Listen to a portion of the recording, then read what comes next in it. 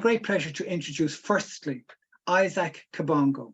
And as Tony mentioned earlier, Isaac is from the Ecological Christian Organization, an environmental conservation organization based in Uganda. And he will outline to us some of the issues as they relate to gold mining in the Karamoja region of northern Uganda. Isaac is also a member of the Climate Action Network, as well international, as well as the Climate Action Network Africa. He's presented papers on different topical issues, including climate change, energy, agroecology, mining, human rights, and disaster risk reduction, amongst others. So we have somebody with a huge background, and we're delighted that you were able to attend, Isaac, and I give you the floor. Thank you so much for giving me this opportunity. I'll just go ahead and share my screen, and let me hope you can see my screen. Perfect, thank you. Okay, of course, apologies for the poor, I don't know, not network as such, but the video refused stubbornly to come on board, but I think I will try to just do that, present, and it's very unfortunate, but technology sometimes can be stubborn. I work with an NGO called Ecological Christian Organization. It's an NGO operating in Uganda. It's a national NGO, and we work in different parts of the country in Uganda, but also we work in a very unique region in Uganda called the Karamoja sub-region, and my discussion and sharing could be around that region. This kind of map shows the map of Uganda, but with a specific focus on, when you look at that square, the region we are talking about. And you can see that Uganda and also the Karamoja sub-region, we are endowed with quite a number of resources or minerals, and gold, tin, wolfram, coltan, name them, including recently what we call the rare earth. Uganda has discovered the rare earth elements, big gold deposits, different parts of the country. And so we can say that as a country, we are headed, I don't know what I can say, whether for the worst or for the best, based on what we have watched. I don't know, we need to prepare ourselves for, for such kind of investments and the challenge that comes with it. If you look at Karamoja sub-region, it's a home to about 1.1 million people. And of that population, 80% of that population, they live below the poverty line. And of course, compared to the national average of 31%. However, this region is endowed with quite a number of mineral resources, over 50 different economic minerals, including gold, silver, gemstones, limestone, marble, and many others. So we are talking about a region which is gifted by nature in terms of the different mineral deposits. And however, this region is also living in acute poverty, poor service delivery, poor infrastructure. And of course, people are marginalized. They live, don't have access to good social services. And therefore, I would say, there are quite a number of challenges. This region has been suffering for quite some time of the insecurity, but the recent developments that government has been working so hard to improve the security situation. And therefore, security comes with some kind of attraction in terms of investment. And therefore, the corporate companies, both at different levels, medium and large scale, are very interested, as well as the artisanal and small scale miners are very interested in operating this kind of environment. When you look at the geology and the mineral currency in this region, and you can see that the region is quite very rich in terms of the mineral potential, and therefore hence the main interest of the different companies, individuals, stakeholders, and everyone, I would say, in terms of doing something either to participate in the development of the region, but also to look at how to exploit some of these resources. In around 2000 and around 2011, 2012, there was a groundbreaking support for our organization from Irish Aid, which went through the Irish Embassy. We got support to do the first groundbreaking kind of research about the potential of the mining in this region, and therefore we are looking at the development opportunities and the constraints. And this came as a result of quite a number of mining activities taking place, but which were highly very secretive, and you would not be able to talk about them freely because of the nature of the operations that surrounded them. And this research, up to now, it's being referred to as one of those researchers that helped to really uncover what was happening or what is up to now happening in the region. And therefore, we celebrate this research in a way because it was the first of its kind. And of course, we are aware that Irish Aid is also supported by the Irish people in terms of taxpayers' money. And therefore, for us, we celebrate and we thank you for the support that you give for development, overseas development. And therefore, this research was very interesting in a way that it brought out quite a number of issues. Some of them were very positive, but quite many were quite negative in a way that, as we shall see down. When you look at the current and even the past kind of mineral concessions that exist in the region, you'll find that this region, over 17,000 square kilometers, which is equivalent to 61% or 62% out of the total of 27,000 square meters of the total land for that region. It is under either mineral exploration or mineral exploitation. So in other words, more than half of the region is under intense economic mineral exploration or exploitation. Either it could be exploration or mining itself. And that is really, really very intense, that level of engagement. And of course, the minerals which are being mined range from marble, limestone, gold, mainly as per now. Why do I talk about gold, but also bring in limestone and marble? If you look at the composition of marble and limestone, these hold a lot of gold. Gold can be in the limestone, and gold can also be in the marble, because gold veins can cut across these minerals. So the exploitation and the abuse which happens is that some of the mining companies will be mining, you think they are mining marble, but actually they are getting a lot of money out of the gold that they get out of that, and which is not declared.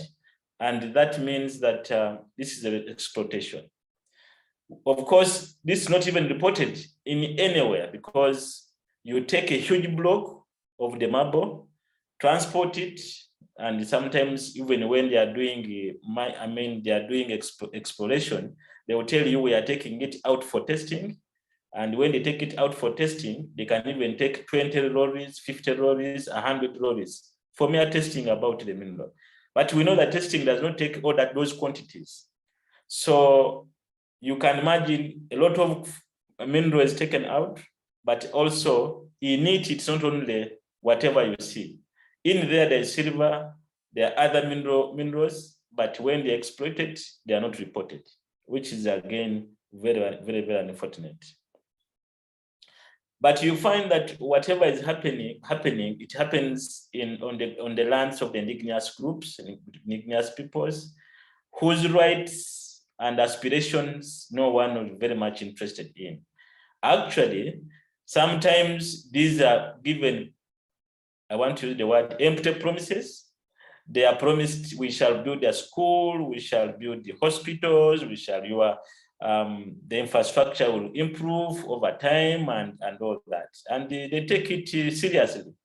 But as time goes on, the empty promises becomes a reality, and therefore all their hopes when these mines are being opened just lost, because there's nothing which is fulfilled.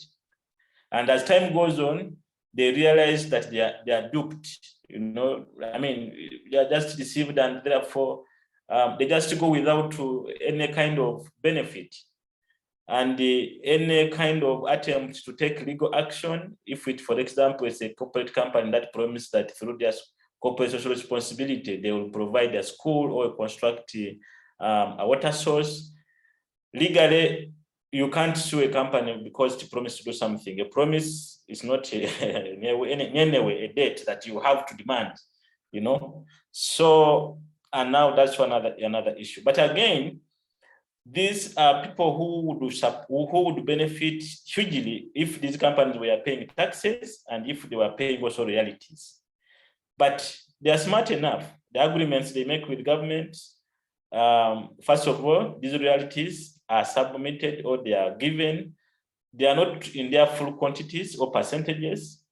In other words, they pay piecemeal. But even the little piecemeal they make or they put in the deposit in terms of the national coffers, it doesn't reach these indigenous groups. Again, it's another, kind of promise which is not fulfilled, and therefore the promises go in thin air. Nobody is accountable in that perspective, and you can't hold any person accountable for that. When you look at the interface between these mining activities vis-a-vis land access, this community, these are a purely pastoral community and an agro-pastoral community. They are looking at raising their animals. They have grazing areas. They have grazing path or roads or ways, and the mining companies come in from nowhere to do the mining, and they don't give any signal in terms of warning that we are going to mine here. They just get their licenses from central government. They start the operations, and no serious consultation or involvement of the local communities. And definitely there is access, the right to have access to their land, like what we were watching in the documentary. The Palestinians were deprived of their land, was grabbed, and somebody took the land and developed it. Even here, land is taken, and there's no way you have control over whatever will happen, and your livelihood is affected. Your future is not protected, and in a way it's not assured, and therefore you start a new life of surviving, basing on, I don't know, it's just merely saying even the little you have is taken, because if you don't have land, then it's very difficult to survive, especially in our context, because we depend on these ecosystems for our livelihoods, for our survival, and therefore it becomes tricky. But again, as you look at these blocks of marble do have different minerals again, as I said. There's gold in there, but nobody's going to talk about gold. They will be exported because it is marble, as it's marble, but not gold. And then everything goes out of the land without the benefit. The excavation, the ecological scar, if I can use the word, the ecological scar created by this excavator. When we reached this point, this hill was so huge. It was a big mountain, I would say, but it was compromised and brought down.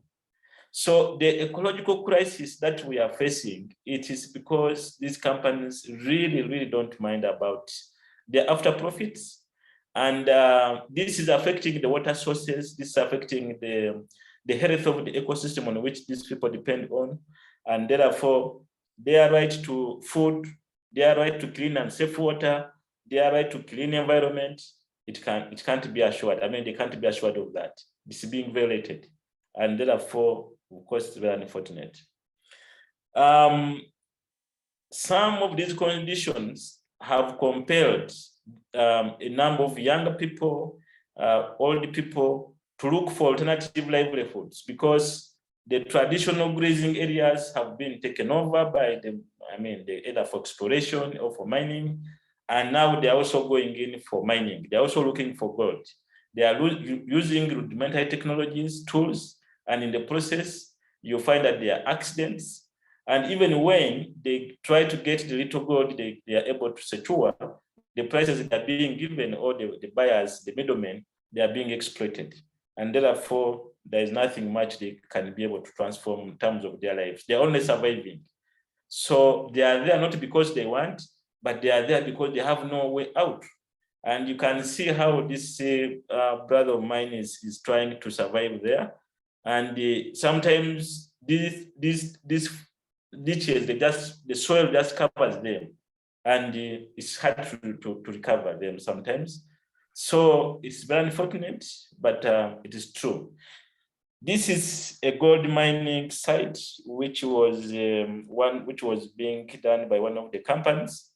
This water is wastewater, and this is after them processing the gold.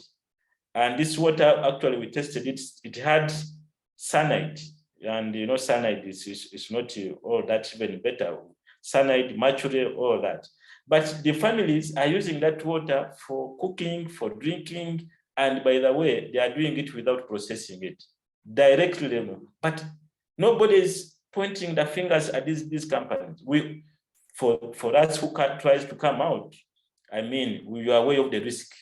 The human rights defenders, you are aware of the risk and the consequences. So you also go consciously, you communicate consciously, and therefore it becomes a challenge, because these are not things you can easily come out and share openly, and therefore. So it's very unfortunate, but you can imagine the health of the children, the health of the people who are going to eat the food, who are going to eat the food cooked by using this water. It's quite very unfortunate. Water extraction. You are aware that gold mining is a water intense utilization kind of activity. And you find that in most cases, the use of water is the cheapest option. I know that in other countries like Mongolia and many others, they have the use of other technologies where you try to use dryers and all that. But in most cases, the cheapest option is the one which involves the use of water. And this water is being piped to the tune of about 20 kilometers away, but it crosses families, homesteads, and this water can't be branched off or delivered to families to have access to clean and safe water for drinking, for home use. And the extraction, and the company which is extracting this, they don't mind about sharing of the resource or the water resource. And this is a water stress region. So you can imagine you living with such kind of business where you are suffering, your animals are dying, you can't get access to water, but the mining company is using it to extract or to process gold, and you are suffering. And also, of course, they are again using the chemicals so this water is being pumped to the other water source, to the mine, which they are using to process gold, and eventually, of course, extracting their gold and going away with it. Isaac, sorry to interrupt you. Just another few minutes, Isaac, if you don't mind. Sorry to interrupt you. We just have other. Thank you. Yeah, thank you. Thank you so much. So such kind of activities really have affected the operations of the business companies. Of course, they seem to be doing that, but they don't mind about the standards. They don't want to follow the constitution in terms of policies and others. So they continue extracting at the expense of the people. And of course, many of these companies are protected by security agencies, and yeah, you may not be able to do much. And they are well guarded, they are well facilitated in terms of security, and accessing some of these mines is not easy. And of course, you do it at your own risk. And as I mentioned, it is very unfortunate. Yeah, this is also another water source which these guys were dumping, and it is very unfortunate that it was happening. But again, this relates to the aspect of the environmental integrity or environmental conservation. These chemicals which are being dumped here, we don't know the future impacts, even maybe the short-term, medium, and long-term impacts.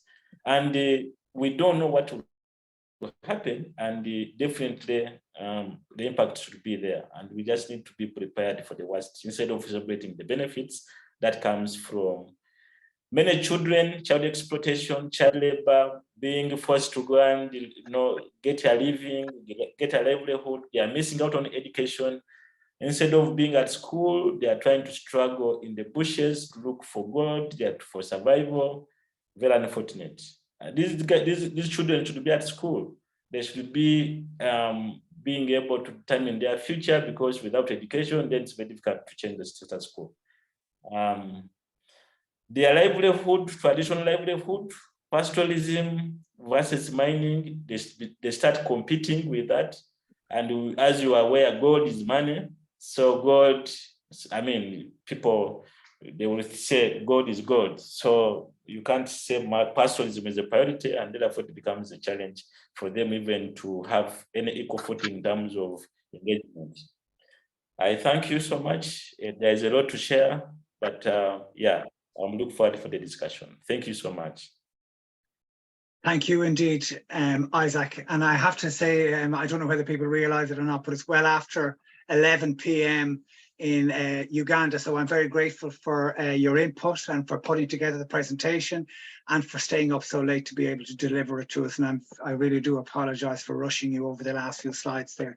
But I think we got a real flavor of what you tried to explain to us this evening.